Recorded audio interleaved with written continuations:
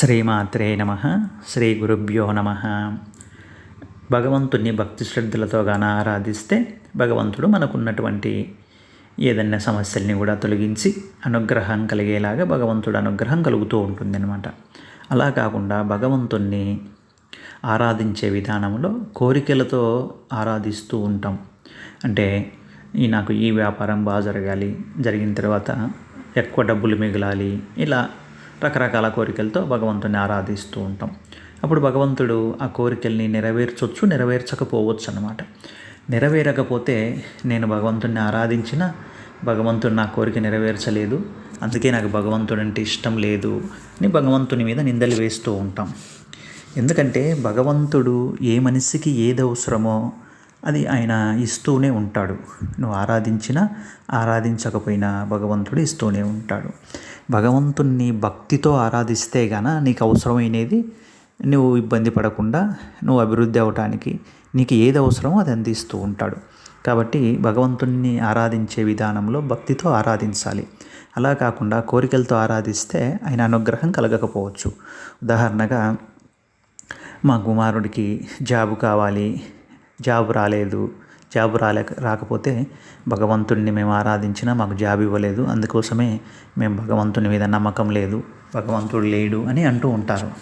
కానీ భగవంతుడు ఎందుకు జాబ్ ఇవ్వలేదు అంటే భగవంతుడి అనుగ్రహంతో గాన భక్తితో నువ్వు భగవంతుడిని ఆరాధిస్తే భగవంతుడు నీకు ఏది అవసరమో అది ఇస్తాడు. జాబ్ ఇవ్వకపోవచ్చు, కానీ నువ్వు భక్తితో ఆరాధించినప్పుడు దాని ప్రతిఫలంగా నీకు ఏదో ఒకటి మేలు జరిగేదే అందిస్తూ ఉంటాడనమాట. దాన్ని మనం గమనంలో ఉంచుకోలేము. అలానే వ్యాపారంలో బాగా డబ్బులు మిగిలిన తర్వాత 10%, 10% నీకు ముడుపు కడతాము. లేదంటే ఆ డబ్బుతో నేను ఇంట్లో వ్రతం చేసుకుంటాను, 10 మందికి ఏదన్నా అన్నదానం చేసుకుంటాను అని కోరుకుంటూ ఉంటాం. అలా నెరవేర్చకపోతే నేను ఇవి చేసుకోను అని కూడా మనం అనుకుంటూ ఉంటాం. అది ఏం భగవంతునికి అవసరం లేదు, నీకు అవసరం అది. ఎందుకంటే నువ్వు భక్తితో గాన ఆరాధిస్తే నీకు ఏదో అవసరమో అది ఇస్తాడు ఆయన. ఎప్పుడు కూడా ఆయన అనుగ్రహం ఉంటూనే ఉంటుంది. కాకపోతే మనం కోరే కోరికలే ధర్మబద్ధమై ఉండాలన్నమాట.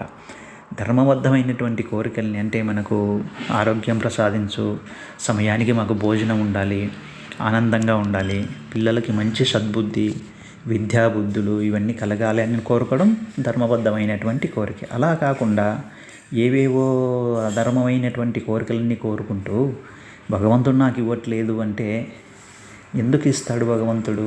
ధర్మమైనటువంటి కోరికలు ఎప్పుడైతే నువ్వు అనుకుంటూ ఉంటావో అవి నెరవేర్చడానికే ఆయన ఉండేది.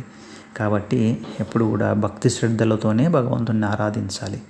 భక్తి లేకుండా యాంత్రికమైనటువంటి కోరికలతో భగవంతుణ్ణి ఆరాధిస్తే ఆయన అనుగ్రహం కలగదు. కాబట్టి భక్తి శ్రద్ధలతో అందరినీ భగవంతుని ఆరాధన చేస్తూ భగవంతుని అనుగ్రహం కలగాలని కోరుకుంటూ మీ అందరి కోసం